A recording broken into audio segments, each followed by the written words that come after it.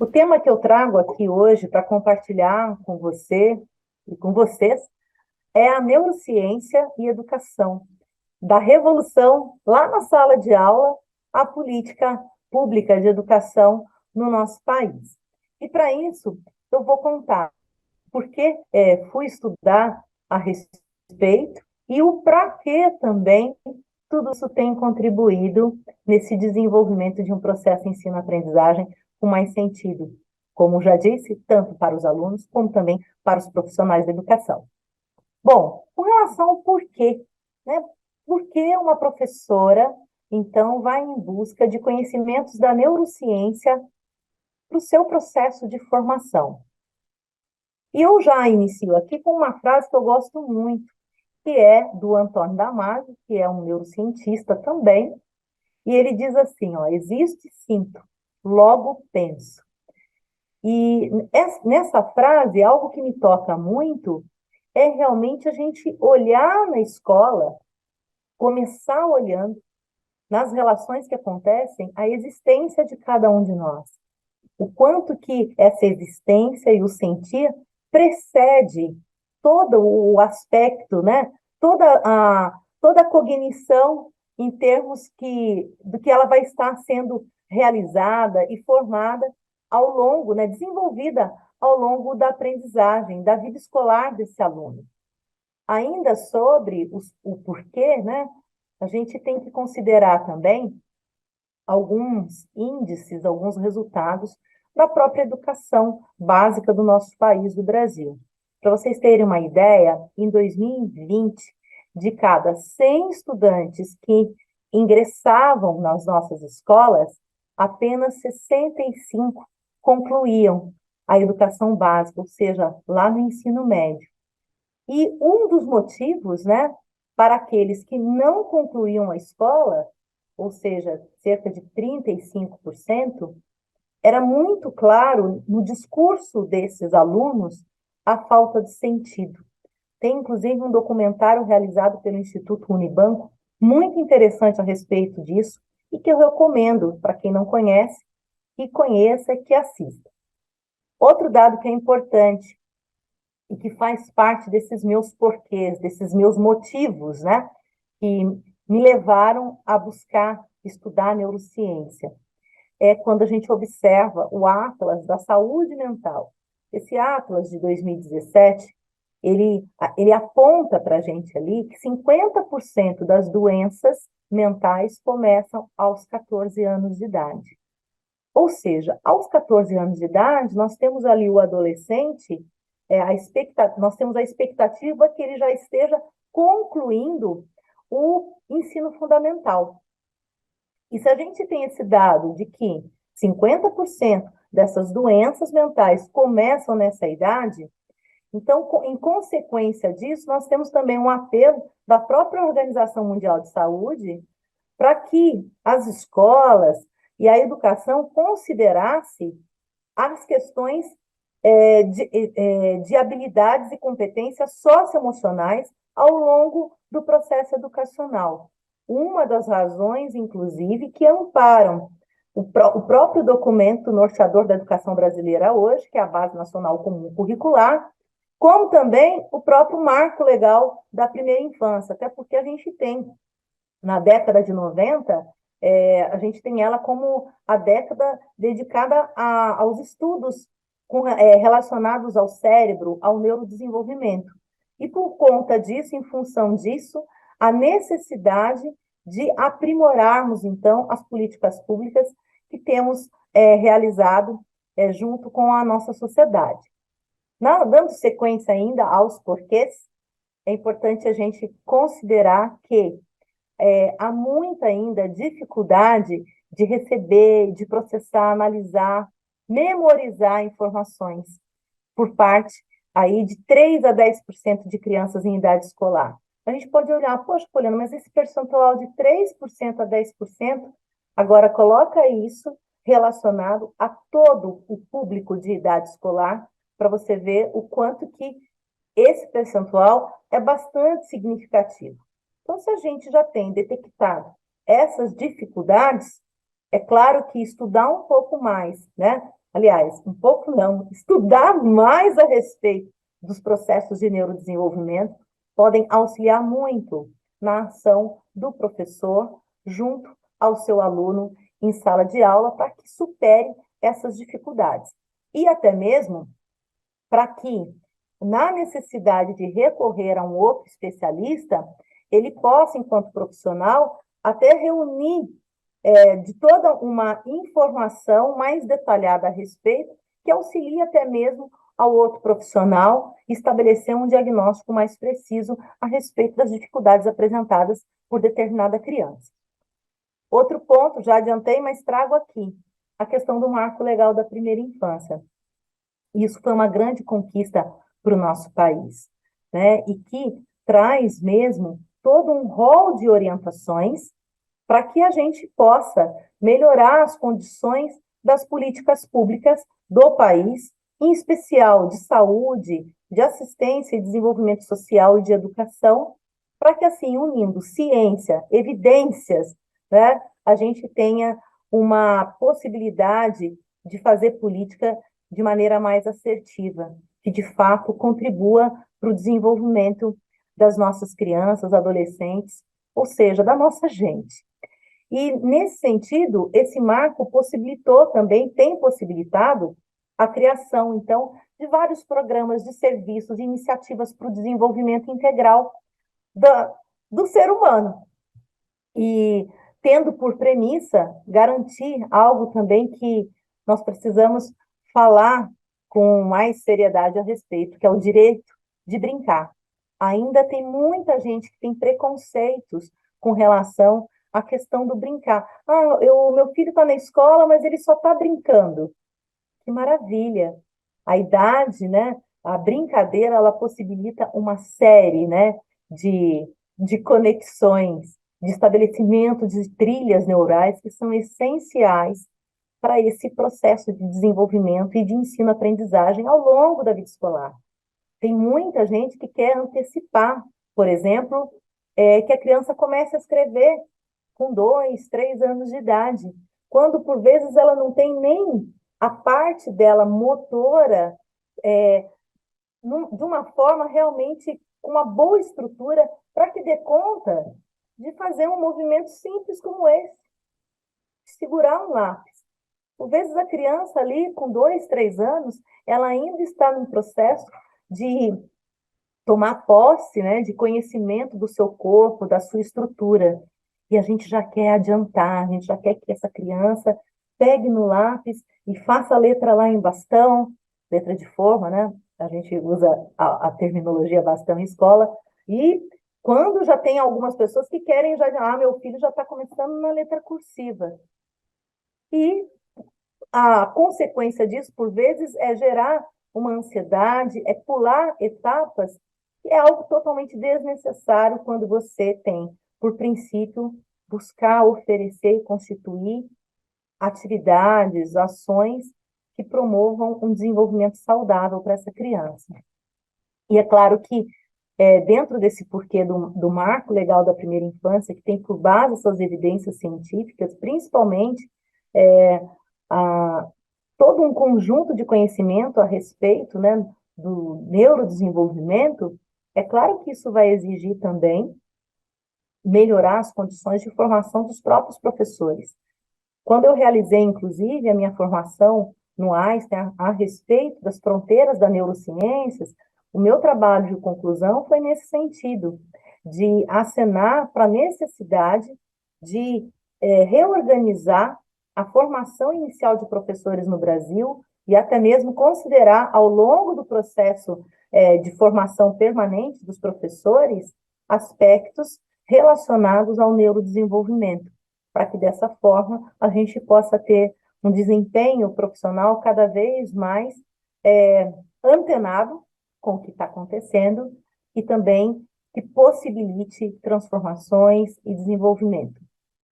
E outro ponto também que eu gosto de destacar do marco legal da primeira infância é o quanto que a gente precisa cada vez mais nutrir e buscar meios de estabelecer esse vínculo tão precioso da criança com a sua família e, posteriormente, com a escola. Isso é muito importante. E claro que, estabelecendo o vínculo com a família, com a escola, a gente também chamar aí para as questões de direitos e responsabilidades de todos, de família, de pais, mães, responsáveis e também junto com a escola ao longo do processo de desenvolvimento das crianças. Na sequência também é importante considerar, tenho falado aqui de neurodesenvolvimento, né? Já adiantei, essas descobertas a respeito da maturação do sistema nervoso nos primeiros anos de vida, elas são essenciais, inclusive foram base para o documento do Marco Legal da Primeira Infância, como também para que a gente, enquanto profissional da educação, buscasse mais informações a respeito, conhecimento e até, como no meu caso, acenasse com propostas nesse sentido, até para melhorar, né, a legislação e os currículos de formação de professores no nosso país. Uma coisa que me marcou muito nesse meu processo é a gente compreender o quanto que nós temos uma segunda gestação, porque logo que a criança nasce, a gente tem ali também todo um processo de desenvolvimento desse cérebro que, quando a criança nasce, tem aproximadamente 400 gramas e que lá, para chegar na vida adulta, vai chegar por volta de 1,4 kg. Agora, o que é interessante é que praticamente você vai ter isso, esse peso, se assim a gente pode dizer, claro, né? Esse peso, ele é praticamente que triplicado aos 2 anos de idade. E aí, dentro da primeira infância, a gente vai ter uma fase ainda mais preciosa, assim a gente pode dizer, que é a primeiríssima infância, que é esse período do 0 aos 2, quase 3 anos ali. Por quê? O número de conexões que são estabelecidos, de sinapses que são estabelecidas, são muito determinantes também para todo um processo de desenvolvimento ao longo, né, ao longo de toda a vida. Então, cada vez mais que a gente se atenta para isso, tanto nessa perspectiva do desenvolvimento social, educacional e da saúde, o resultado futuro realmente, até em termos econômicos, ele é bastante positivo. Outro ponto, outro porquê que a gente tem aqui. Imagina, né? A quantidade hoje, né, de crianças que são vítimas do que a gente chama de estresse tóxico, ou seja, quando crianças que passam fome, ou então que sofrem com violência. Esse estresse tóxico, ele afeta demais o neurodesenvolvimento dessa criança. Então, uma das razões para que a gente zele por uma maior segurança das crianças em vários sentidos, né? De forma que a gente garanta também o direito para que ela tenha esse desenvolvimento de uma forma mais saudável, mais sadia. E isso também serve para os adultos, né? Porque quanto mais a gente tem essa elevação de cortisol no nosso organismo, mais dificuldade a gente tem, por exemplo, para tomar uma decisão, para pensar, e a gente acaba se tornando muito reativo. E em alguns momentos da vida, em vários momentos da vida, é importante a gente respirar antes de trazer ali uma resposta, ou então agir de uma forma que não tenha ali um bom resultado, ou então que não gere o resultado que a gente de fato veja que possa agregar para um grupo ou até para nós mesmos, né? Bem, mais um ponto de porquê? É tanto porquê, né? Os caminhos de aprendizagem, gente. A aprendizagem se faz por trilhas nervosas, trilhas neurais. Isso depende de mielinização, né, de neurotransmissores. E essa mielinização, esse encontro, né, de um neurônio com o outro, a gente tem que cuidar disso com tanto carinho. E uma das formas que a gente pode cuidar disso, para que essa mielina, ela, nessa mielinização aconteça de uma forma muito boa, para que passe ali, né, todos os estímulos, as informações de uma forma satisfatória, um dos pontos que pode ajudar muito nisso é a própria alimentação das crianças. Então, você imagina, né? Onde que vai parar? Quando a gente descobre isso, a gente tem acesso a esse conhecimento, não tem como um gestor de política pública da área da educação não olhar para a alimentação escolar que está sendo servida nas escolas. Como é que está o índice de açúcar? Como é que está a parte de alimentos mesmo, in natura? Então, eu sou uma super defensora do descascar mais e desembrulhar menos. E na escola, isso é importantíssimo. Até porque essa questão do açúcar refinado, o uso em demasia, isso corrói essa mielinização.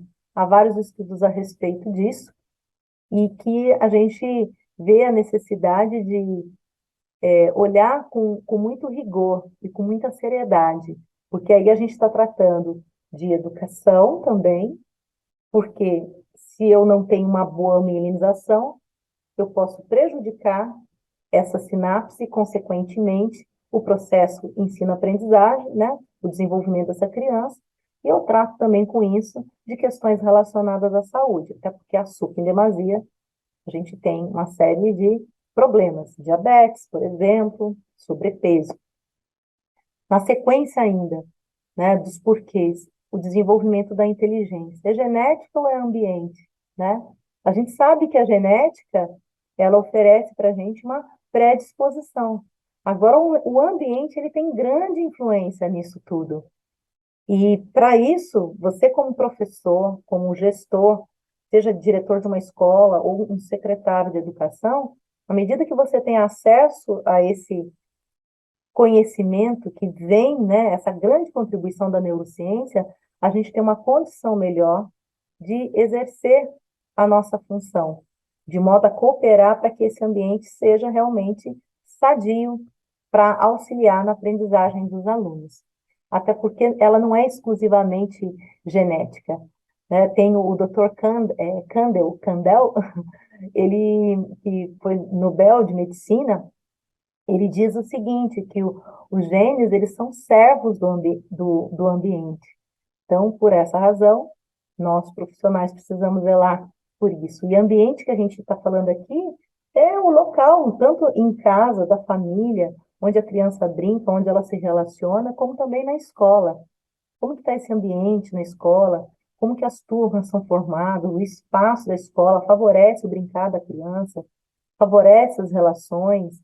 Como que é esse espaço? Então, são vários aspectos, né, que nós precisamos abordar. E o outro, porque, na verdade, eu já comecei falando dele, né, que foi a minha virada de chave, que é a Base Nacional Comum Curricular, onde, né, eu tive essa vivência de estar acompanhando mais de perto todo esse processo dela de aprovação, como também de identificar ali o quanto que a gente precisa olhar realmente para esse desenvolvimento integral do ser humano. E para mim, um dos grandes, assim, uma das grandes conquistas da Base Nacional Comum Curricular foi trazer essa contribuição com relação às habilidades socioemocionais. Até porque, se a gente for levar isso, então, para a questão do mundo do trabalho, a gente tem vários relatos, inclusive em fóruns, né, econômicos mundiais que já aconteceram, eles sempre trazem a respeito das competências, né, que estão sendo exigidas no mundo do trabalho.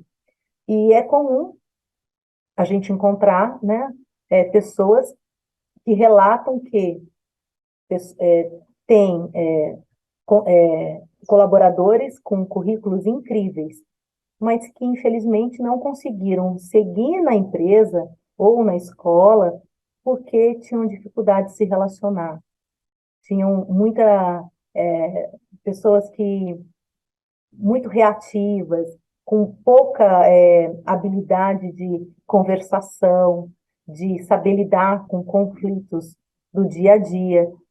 Então, para mim, assim, quando a gente olha para esse dado do mundo, né, do trabalho, e vê que hoje também soma com aquele dado da área da saúde, né, de que 50% das doenças mentais começam aos 14 anos de idade. E hoje a gente vê todo um norteamento desse documento da educação brasileira, no sentido de auxiliar no processo de alfabetização emocional e desenvolvendo habilidades e competências socioemocionais, eu sinto que isso é uma grande contribuição também por parte da educação, né? Porque a gente vai tratar também de algo que é necessário, que é extremamente necessário, é a base de tudo, que são as nossas relações humanas, né? Para a gente desenvolver um ser humano, nós precisamos nos relacionar, nós precisamos da convivência. E na medida que a gente realmente constitui um ambiente que favoreça essa convivência, e até mesmo um ambiente escolar, né, nós temos uma chance muito maior de contribuir com esse desenvolvimento. E para que neurociência na educação? Por que aqui o porquê eu já falei, né, como professora, vários porquês, desde questões relacionadas à dificuldade de aprendizagem, ao fato, né, que a Organização Mundial de Saúde nos traz de que 50% das doenças mentais começam aos 14 anos, a falta de sentido que está muito presente no discurso dos jovens que não concluem ensino médio no nosso país, ou seja, não concluem a educação básica, o próprio Marco Legal da Primeira Infância, a própria BNCC que norteia, que é a nossa bússola orientadora da educação do país. Então, esses são os vários porquês. Mas, então, para quê? O para quê vai nos levar para frente, né? O porquê nos leva aos motivos lá, né? E agora, e o para quê? Para que a gente possa contribuir para uma educação com boa qualidade, para que a nossa educação no país possa melhorar. Então, outro para quê que fica muito evidente aqui, para que a educação seja, de uma vez por todas, realizada com mais sentido, tanto para o aluno, para o profissional da educação, para toda a comunidade, para que a gestão pública, de uma vez por todas, seja mais assertiva, tenha por base evidências científicas. Isso ajuda muito. Não é possível que, ao saber do quanto que o açúcar refinado usado em demasia, o quanto que ele pode prejudicar o processo de melinização, não é possível que um gestor público não se sensibilize em realmente zelar para que o recurso público da alimentação escolar seja realmente garantindo, né, seja usado para garantir a alimentação de verdade aos nossos alunos, né? Porque isso também, né, isso decisivamente contribui para um neurodesenvolvimento saudável.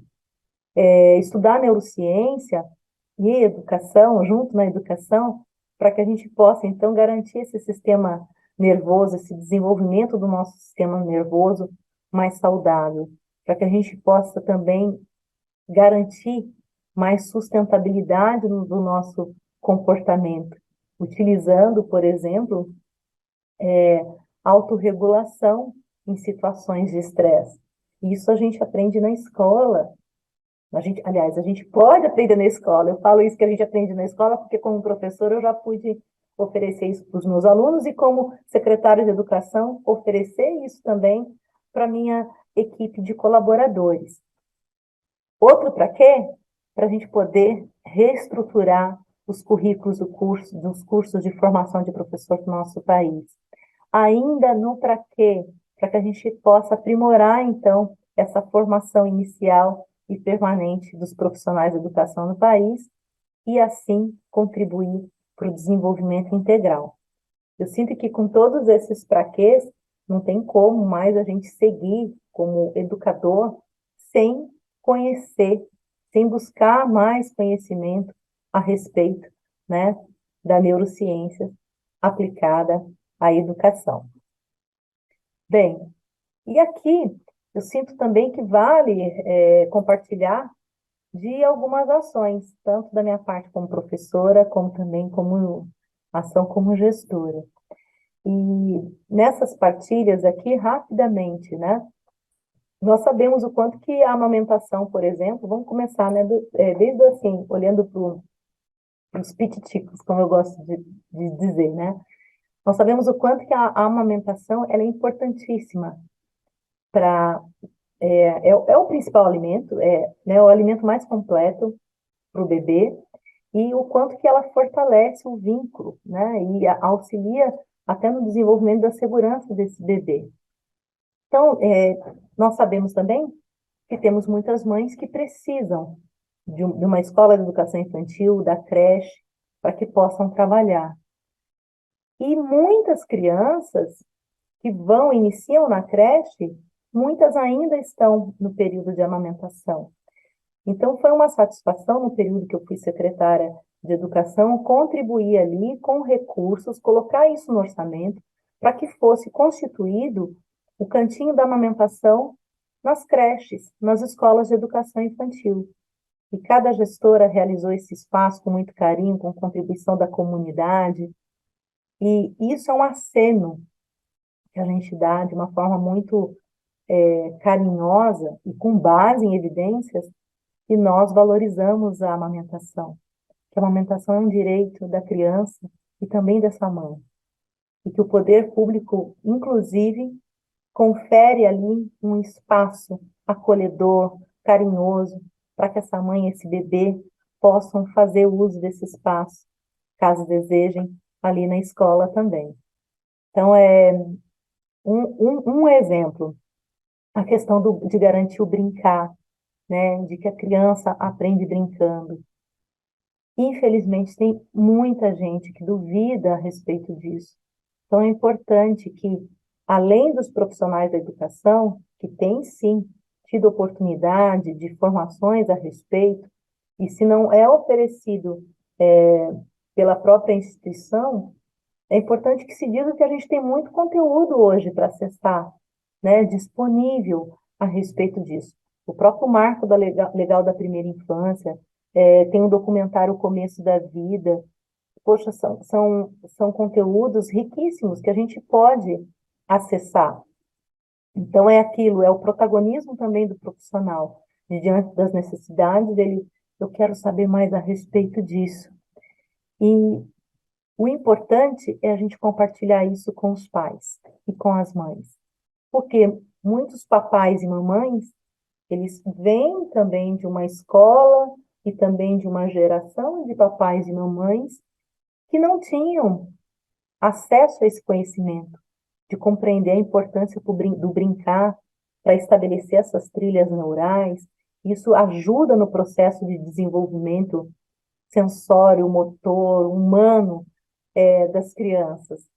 Nós, como profissionais, eu sinto, né, como ainda mais agentes públicos, né, nós temos esse dever também, de nesses encontros de pais, pais e mestres, reuniões de pais e mestres, né, mas que a gente possa também compartilhar desses conhecimentos, fazer um levantamento na escola, na comunidade, se tem em termos de, se tem um pai médico, ou enfermeiro, uma mãe médica ou enfermeira, alguém que conheça a respeito de determinado assunto, que possa fazer essa partilha.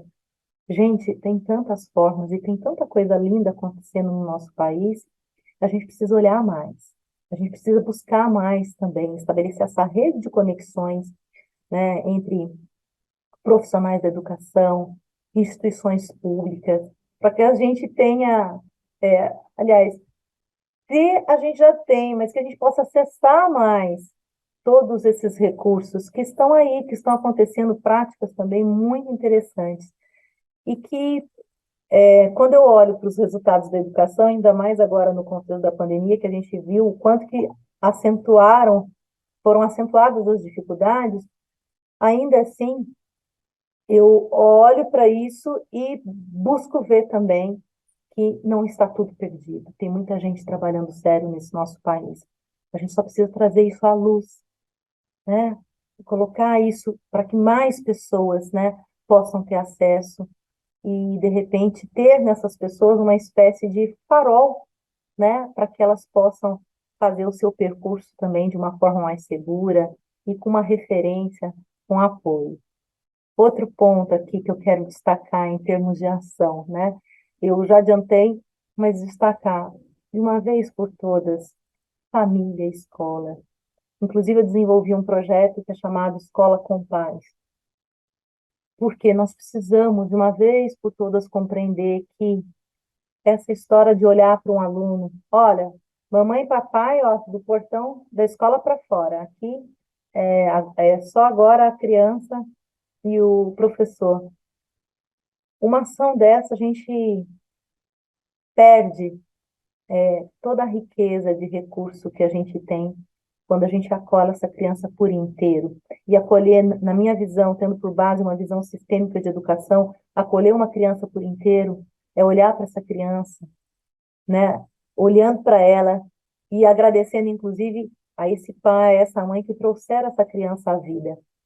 E se essa criança ainda é uma criança que foi adotada por uma outra família, olhar para os pais que geraram, né? Que deram a vida a ela com gratidão, porque, puxa, que bom, faz parte da minha turma de alunos, né?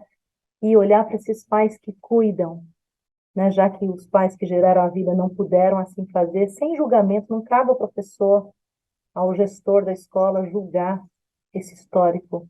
A gente está ali para acolher, para receber essa criança, para receber a família, da maneira como ela se apresenta. A família precede a escola, bem antes da escola. E a gente precisa compreender esse nosso lugar para que assim a gente possa, né, esse nosso lugar como profissional, né, e também dos pais, enquanto pais, família, para que a gente assim possa fortalecer o nosso vínculo e cada um fazer o seu trabalho de forma que a gente não tenha essa situação de professor ou um outro profissional achando que de repente possa ser a mãe ou o pai da criança, ou até psicólogo, isso sobrecarrega muito o profissional. É importante que o professor seja professor, que o gestor seja gestor, e que o pai e mãe seja o pai e mãe que essa criança tem, né? E fortalecendo vínculos, relacionamento, a gente pode também com isso trocar, e nessa troca, sem julgamentos, a gente pode estabelecer uma ponte de diálogo que pode contribuir muito, até para que esses pais se permitam, né, a um caminho de autoconhecimento, de autoobservação e, por que não, também de fazerem os seus aprimoramentos. Afinal, somos humanos, né? E fortalecer vínculo familiar, proporcionar isso, né? Estratégias de fortalecer vínculo familiar, se a gente for considerar a própria neurociência, a gente vai estar auxiliando muito para a liberação de mais ocitocina e para diminuir a adrenalina e cortisol, que é uma combinação que em excesso pode gerar muito estresse e dificultar o processo de aprendizagem. Bem, a importância também, ações nossas como gestores, como professor, a importância de rotina, regras, disciplinas, compartilhar isso com os pais de uma forma muito carinhosa, né? Sempre mostrando o porquê e o para quê tudo isso. Isso pode ajudar muito, né? Nessa formação saudável dessas trilhas neurais e contribuindo assim para o desenvolvimento das habilidades socioemocionais. A questão do sol, gente. Olha só o sol, um recurso que a gente tem, né? Então a gente precisa ter esses momentos na escola de brincadeiras ao ar livre, né? Para ter acesso, né? À vitamina D, que, né? Ajuda aí na questão da dopamina e, consequentemente, vai ajudar na própria atenção da criança. Olha que interessante, né? Um dos pontos aqui, quando uma criança ela tem esse diagnóstico de déficit de atenção, a gente vai ter lá o déficit de dopamina. Então, só tem um recurso como esse, o sol, como que eu não vou usar, como que eu não vou propiciar ao longo da rotina escolar esse momento de brincadeiras ao ar livre. E isso é aprender, né? Eu, como professora, eu recordo de vários momentos que eu fui fazer leitura na área externa da escola. Sentávamos lá com cangas e vamos fazer leitura. Sono. Olha, eu tive uma situação na cidade onde eu nasci e moro, num determinado período, a administração tirou o soninho, o horário do soninho das crianças, né? E aquilo me preocupou muito. Então, nós fizemos assim várias ações no sentido de sensibilizar a administração para preservar, porque nós sabemos o quanto que o sono, inclusive, tem várias orientações a respeito do tempo de sono, conforme cada fase, né, da criança e conforme cada idade da criança, o quanto que ele é essencial para garantir o funcionamento cerebral. Ele repara, ele protege o sistema neuroendócrino, e a própria questão da imunidade da criança melhora muito, e não só da criança, a nossa também. Eu digo para vocês que em termos de autoconhecimento, autocuidado e autorregulação, quantas foram as vezes que, depois de estudar com um pouquinho mais de profundidade em neurociência, começou a dar uma dorzinha de garganta, eu falei, opa, hoje eu vou dormir um pouco mais cedo. E no outro dia, sumiu a dor de garganta. Então, são coisas que, como profissional, eu, claro que compartilhei isso com os pais dos meus alunos. Muitos pais começaram a usar, e eu tive relatos positivos nesse sentido de criança que começou a vai dormir mais cedo e teve uma melhora no dia seguinte. Por quê? Porque o sono ele tem, né, das grandes contribuições do sono são essas que eu trouxe aqui agora, né, que eu elenquei. Além de também auxiliar na consolidação de memória. Tive em 2021, estava em sala de aula, no quinto ano, e tinha ali alguns alunos com os pais me relatando isso. Ah, meu filho parece que, nossa, ele não guarda nada na cabeça, dificuldade.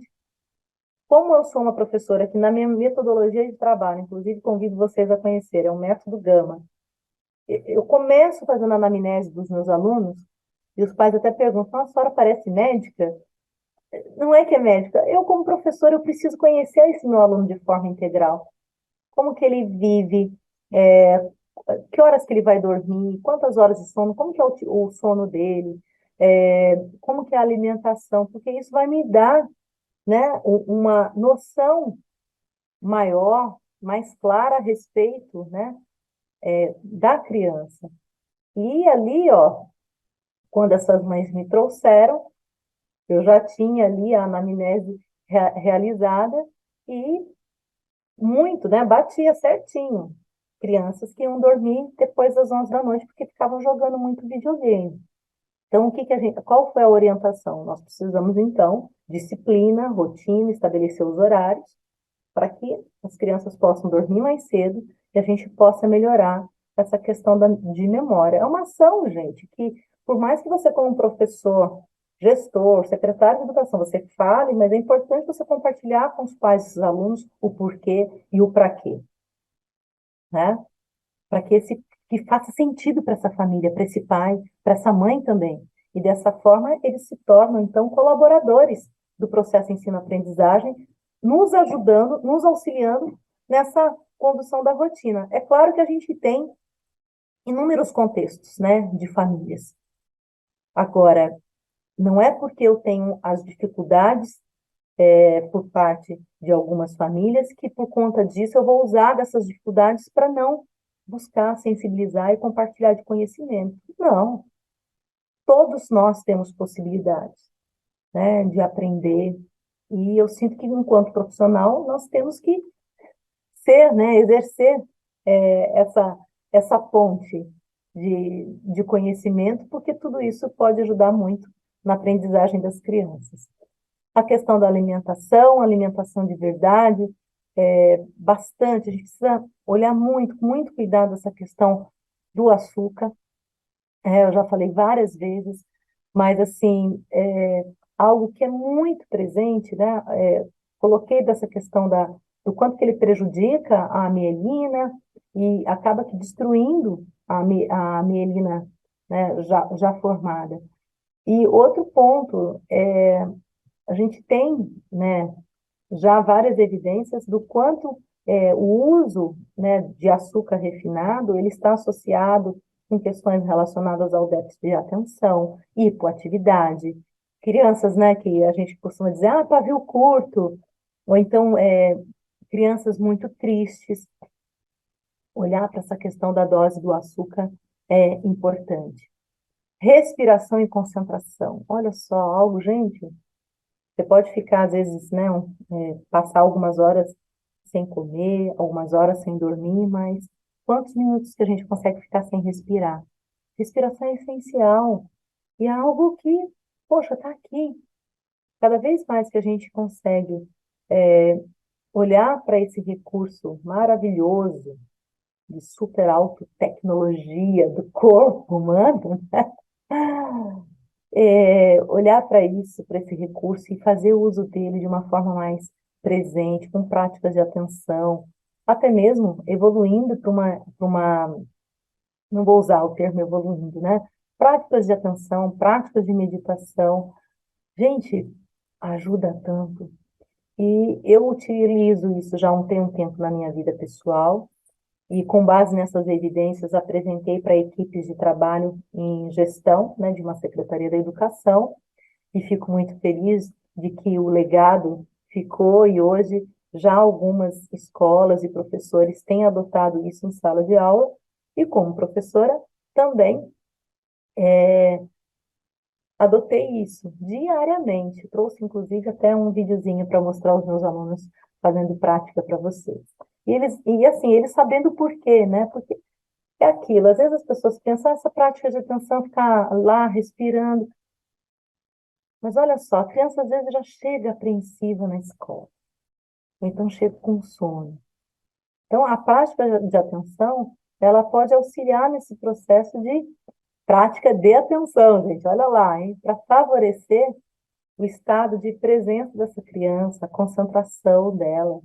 Se ela vem do recreio muito agitada, prática de atenção. E aí a gente faz com a respiração um pouco mais lenta, de forma que essa criança também tenha uma condição mais favorável de abaixar aquela agitação, aquele nível de cortisol que provavelmente se elevou. Então, com a prática de atenção, ela vai conseguir se acalmar. E ela se acalmando, ela consegue se concentrar com relação ao que vai ser compartilhado com ela pelo professor após o horário do recreio, né? Reduz estresse, ansiedade, insônia.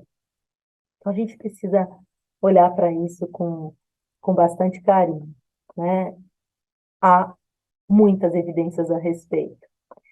E algo que também eu gosto de sugerir é a leitura de um livro da Karen Primavesi Silveira, Déficit de Atenção Tem Solução. E ela traz ali uma receita que é fabulosa para o processo de aprendizado. Vínculo afetivo, sistema nervoso sadio e o desejo de aprender. Então, na medida que a gente fortalece tudo isso, olha, ajuda muito na aprendizagem. É tão gostoso quando o aluno ele consegue compreender o porquê e o para quê, né, dessas nossas orientações, que não é só aquela coisa de pegação no pé, de pé, né? Não, quando a gente explica, quando a gente mostra isso, traz conhecimento e busca também ilustrar isso com recursos. Hoje tem tantos recursos, desde YouTube, vídeos, né? E, enfim, o uso da criatividade, isso fica mais palpável para a criança, né? Para o adolescente. E isso dá é uma condição mais favorável para que ele realmente ajuste, assim a gente pode dizer, o comportamento dele. Eu tive vários alunos que estão dormindo depois das 11 que passaram a dormir mais cedo. Alguns nem tanto, porque também a gente sabe que tem aí os percentuais que não vão, o percentual que não vai estar aderindo. Agora, ainda assim é importante a gente persistir. Às vezes as pessoas pensam em práticas de atenção, vou ficar lá 20 minutos, 30 minutos com os olhos fechados, respirando. Comece, mas com 1 minuto, 2 minutos. Com as crianças eu comecei com práticas de atenção de 3 minutos, com 4. Ao final do ano, eles já estavam fazendo, em alguns dias, práticas de 10, 12, 15 minutos. E numa tranquilidade que parecia assim que tinha sido aquela de 3, 4 minutos. Bem, eu agradeço a todos vocês que têm participado, que participam desse fórum. Agradeço o convite dos organizadores para poder compartilhar com vocês dessa minha alegria de poder aprimorar a minha prática, a minha entrega para o mundo como professora, como gestora pública, tendo também agora um suporte, né, por parte da neurociências, para poder, de fato, contribuir para melhorar a educação do nosso país e desenvolver cada vez mais seres humanos conscientes. Muito obrigada.